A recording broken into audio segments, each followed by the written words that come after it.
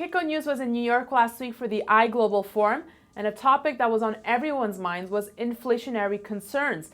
We spoke to John Hyland, the chairman of the event, about inflation and how it will weigh on the price of gold. I was speaking at a conference today. I asked everybody at the beginning of the conference, because I was chairing it, for them to raise their hand whether they thought inflation was going to be a bigger problem over the next 2 or 3 years or a smaller problem than it has been, say, over the last 5 or 10 years. Almost everybody raised their hand. I think inflation is a big issue despite the efforts of the central banks. I think the growth in demand coming out of the emerging economies obviously is a huge factor. Maybe harder to say for gold because it has somewhat of a less of an industrial use, but certainly for the other precious metals and absolutely the industrial metals, it's a big issue. So you've got strong demand that's still being generated. You have concerns about weakening currencies and inflationary issues, and finally, just making it more available. There's a lot easier for people to obtain exposure than might have been true, 5 or 10 years ago. You think we're going to see more base metal ETFs emerge? Well, I know we'll see more base metal ETFs. I think a big unknown question is with base metal ETFs is whether we'll see ones that own physical metal and store it in much the same way that GLD stores gold. There's a huge difference here. Actually, there's two differences.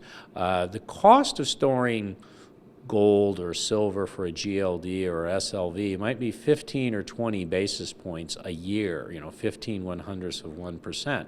It's very valuable. You stick it in a vault. It's not that hard.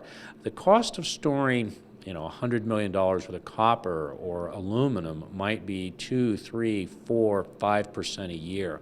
That's a big difference. It remains to be seen whether investors are really interested in paying that kind of cost. And finally, you spoke a little bit about the evolution of the commodity indexes and how they've become more sophisticated. Is that a good thing or a bad thing? Well, I think from the standpoint of the investors, it's a good thing in the sense that they can obtain through one of these ETFs that use a more sophisticated approach for 75, 100 basis points a year management fee, the sort of thing that right now they might be paying some sort of commodity hedge fund-like operation, 2% and 20% of the upside. So if you're able to obtain a sophisticated strategy, low cost in liquidity, and you can see what they're doing, that's an obvious good thing for you. Doesn't mean all strategies will work all the time, but even if you're paying somebody 2 and 20, they're not going to be right all the time either. Thank you so much for your thoughts today. Thank you. You can send us your comments and questions at newsfeedback@kitco.com. For Kitco News, I'm Daniela Cambone. Thanks for watching.